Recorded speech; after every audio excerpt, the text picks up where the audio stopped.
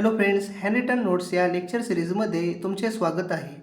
भारतीय राष्ट्रीय चळवळीची वाटचाल पाहताना आपण सुरुवातीला बंगालची फाळणी या विषयाबद्दल सविस्तररित्या पाहणार आहोत. बंगालच्या फाळणीची अंमलबजावणी ही 16 ऑक्टोबर 1905 रोजी लॉर्ड कर्झन या व्हाईसरॉयने केली. त्यापूर्वी बंगालपासून 1865 मध्ये वायव्य प्रांत आणि 1874 मध्ये आसाम प्रांत हा वेगळा करण्यात आला होता. 19 जुलै 1905 ला बंगालच्या विभाजनाची घोषणा करण्यात आली आणि ह्या घोषणेनुसार 16 ऑक्टोबर 1905 ला बंगालच्या फाळणीचीही अंमलबजावणी झाली. घोषणा केल्यानंतर 7 ऑगस्ट 1905 ला स्वदेशी व बहिष्काराची चळवळ ही सुरू करण्यात आली होती. फाळणीची अंमलबजावणी करताना प्रशासकीय व्यवस्था हे कारण दिले असले तरी हिंदू व मुसलमानांमध्ये फूट पाडणे हाच या फाळणीचा मुख्य हेतू होता.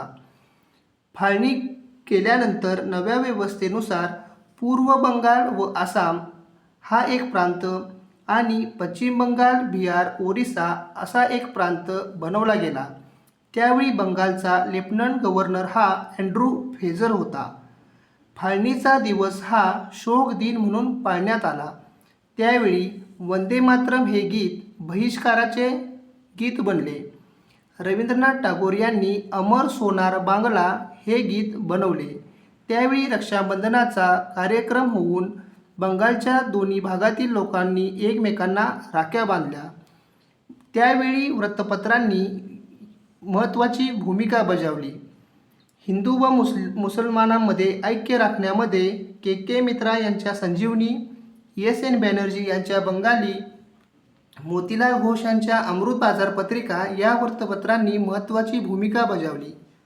फाळणीविरुद्ध झालेल्या आंदोलनाचा राष्ट्रीय आंदोलनाला चांगला फायदा मिळाला.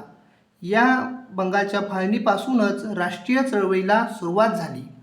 पुढे 12 डिसेंबर 1911 मध्ये दिल्ली दरबारात फाळणी रद्द झाल्याची घोषणा करण्यात आली.